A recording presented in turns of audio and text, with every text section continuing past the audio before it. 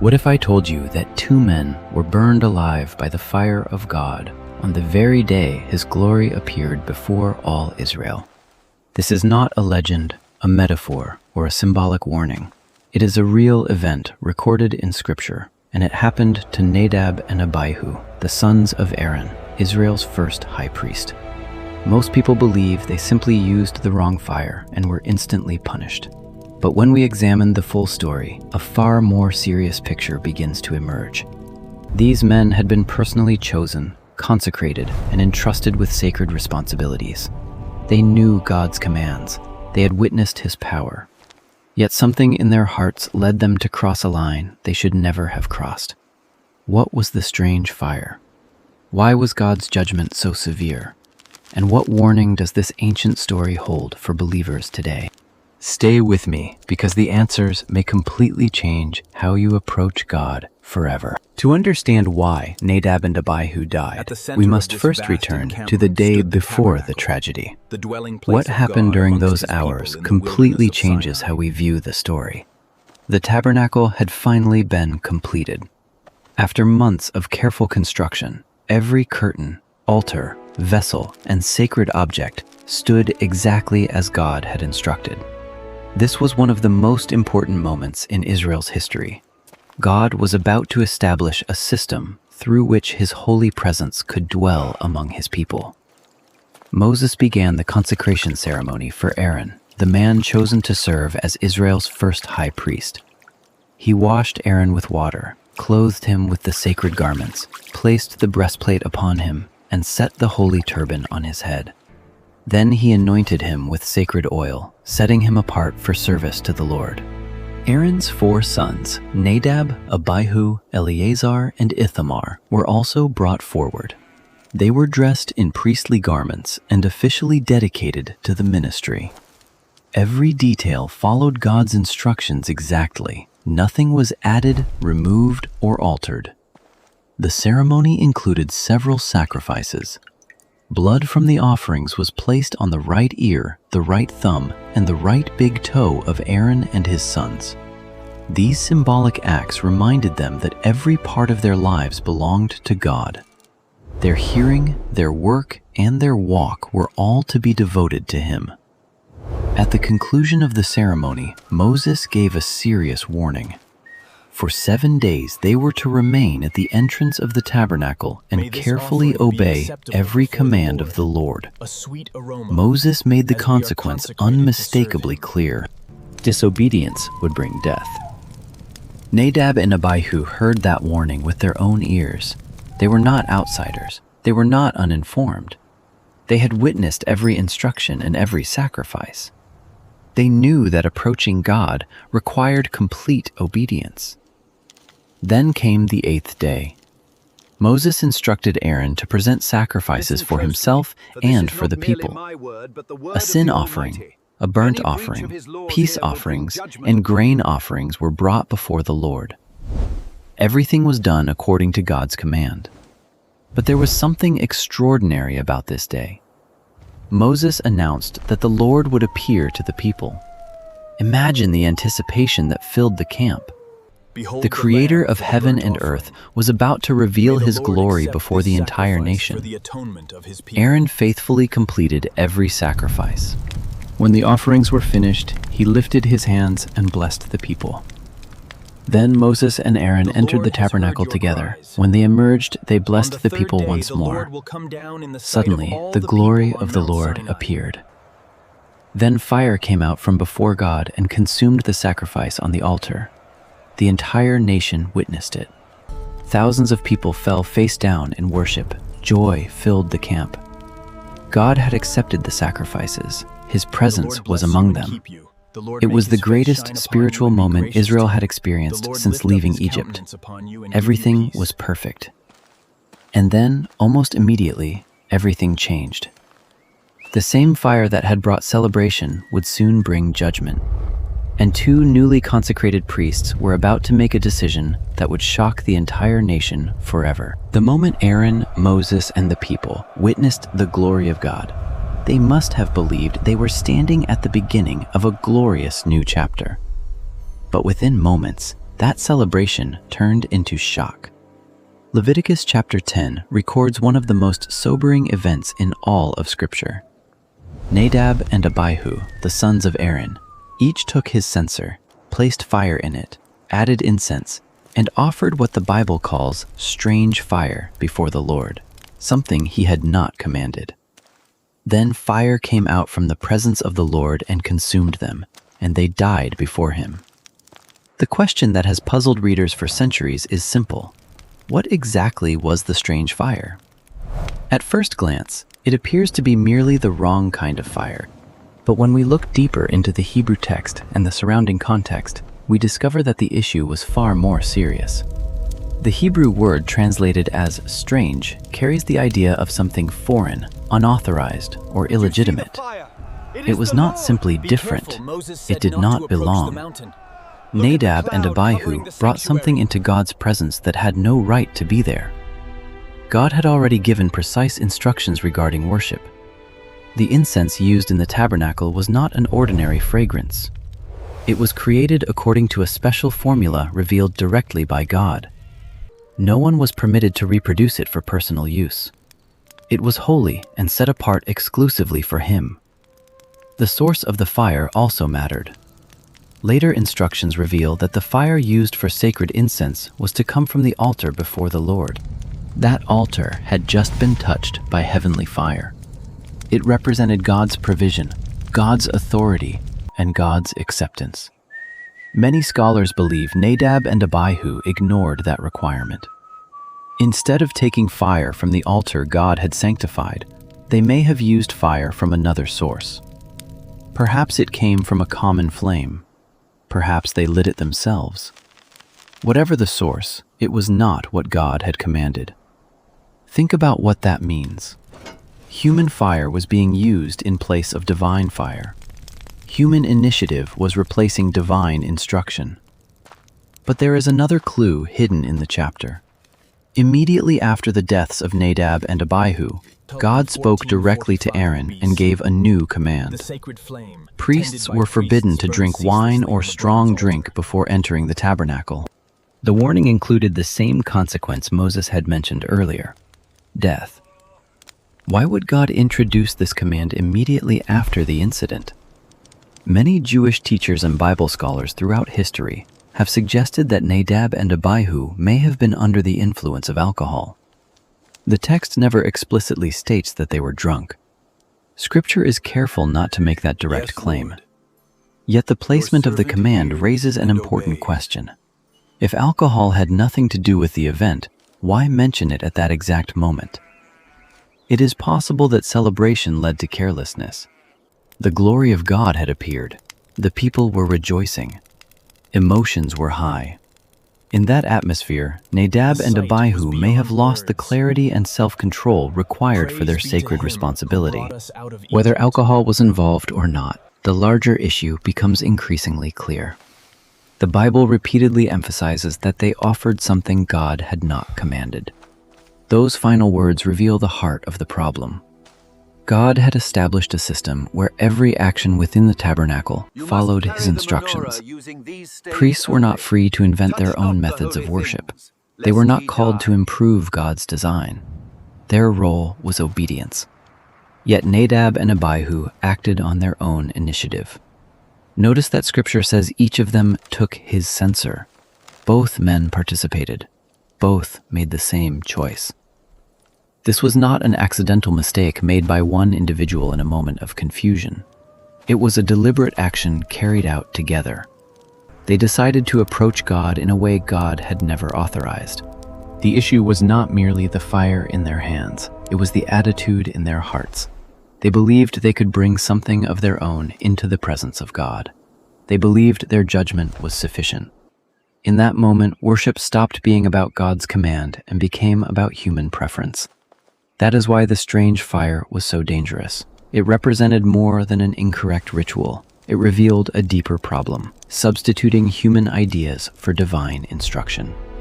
And that lesson remains just as important for believers today as it was on the day Nadab and Abihu stood before the holy presence of God. After the fire of God consumed Nadab and Abihu, An overwhelming silence must have fallen across the camp. Moments earlier, the people had celebrated the visible glory of God. Now 2 priests lay dead before the sanctuary. The contrast was impossible to ignore. At that moment, Moses spoke words that revealed the heart of the entire event. He said, "This is what the Lord spoke, saying, 'By those who come near me I must be regarded as holy, and before all the people I must be glorified.'" Then Scripture records a response that is both brief and powerful. Aaron held his peace. Those simple words carry tremendous weight. Aaron had not lost strangers. He had lost his own sons. Nadab and Abihu were his firstborn and secondborn children. They had served beside him. They had witnessed the same miracles. They had shared in the same calling. Yet Aaron said nothing. His silence was not indifference. It was not a lack of grief. It was the silence of a man standing before the holiness of God. Somehow, even through unbearable pain, Aaron recognized that God had acted justly. The bodies of Nadab and Abihu were then removed from the sanctuary area. Interestingly, Scripture notes that they were carried out in their priestly garments. Ancient commentators often pointed to this detail as significant. The fire of God had consumed the men, yet their sacred clothing remained. The symbolism is remarkable. Their calling had been genuine. God truly had chosen them. Their priesthood was real. The problem was not the position God had given them. The problem was how they responded to that position. A legitimate calling does not excuse disobedience. The tragedy became even more painful when Moses instructed Aaron and his remaining sons not to mourn publicly. They were forbidden to uncover their heads or tear their garments, which were traditional expressions of grief in Israel. Why would God require such a difficult thing? Because public mourning in that moment could have been interpreted as public disagreement with God's judgment. The priests represented the holiness of God before the nation. Their actions carried spiritual significance beyond their personal feelings. Aaron was forced to continue serving while carrying unimaginable sorrow. He could not leave his post. He could not accompany the bodies. He could not openly express the anguish filling his heart. The weight of the priestly calling remained upon him. Later Scripture reveals another heartbreaking detail. Nadab and Abihu died without children. Their family lines ended with them. In Israelite culture, descendants carried a person's name and inheritance into future generations. Without children, a family branch effectively disappeared from history. Their loss was therefore greater than a single moment of judgment. Future generations that might have come from them would never exist.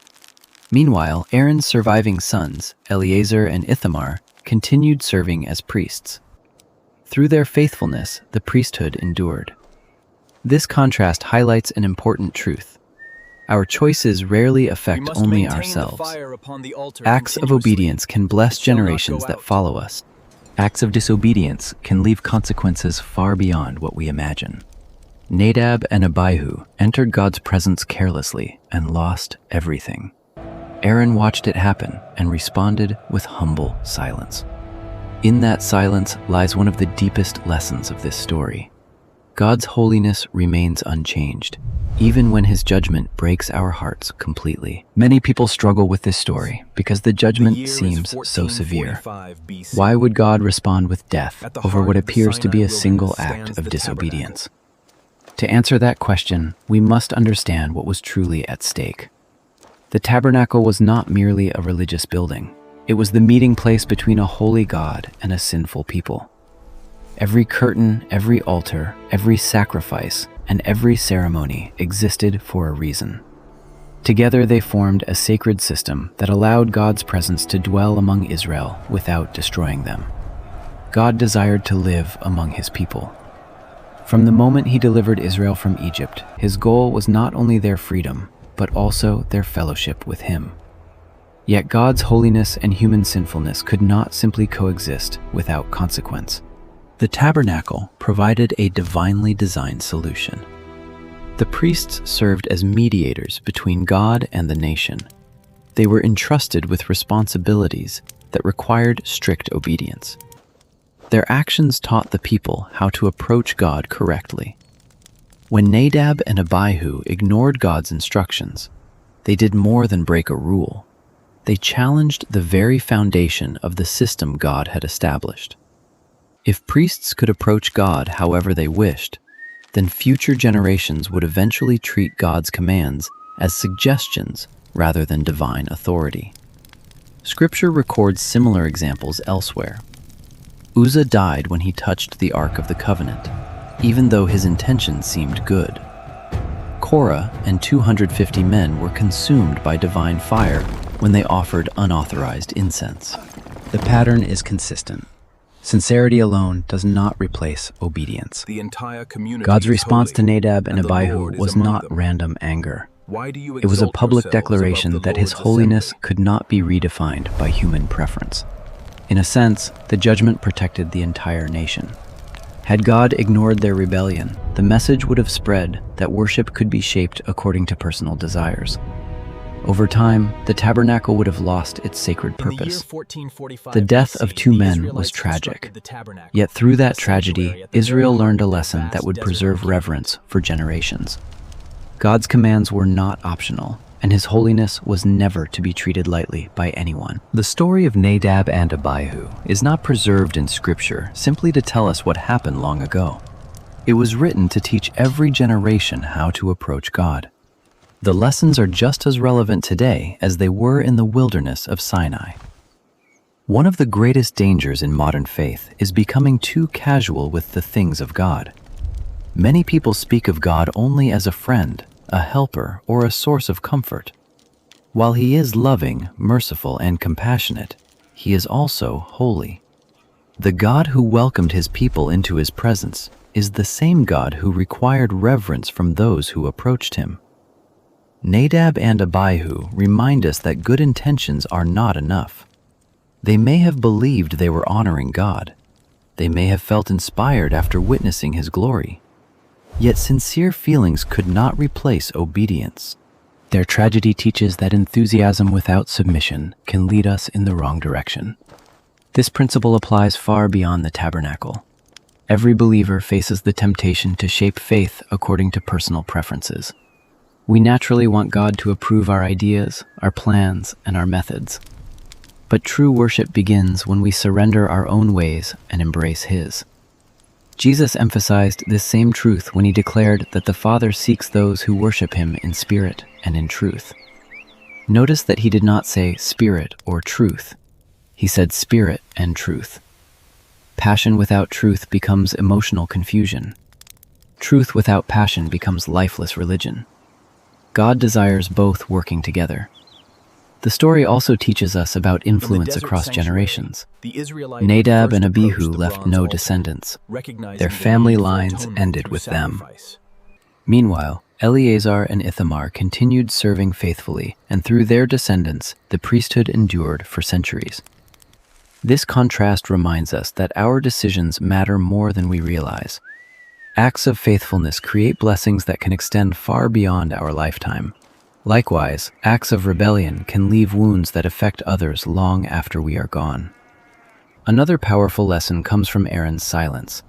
There are moments when God's ways exceed our understanding. We encounter situations that seem painful, confusing, or difficult to explain. In those moments, faith is not always having every answer. Sometimes faith means trusting God's wisdom when our own understanding reaches its limit. Finally, the story challenges each of us with a personal question. What kind of fire are we bringing before God?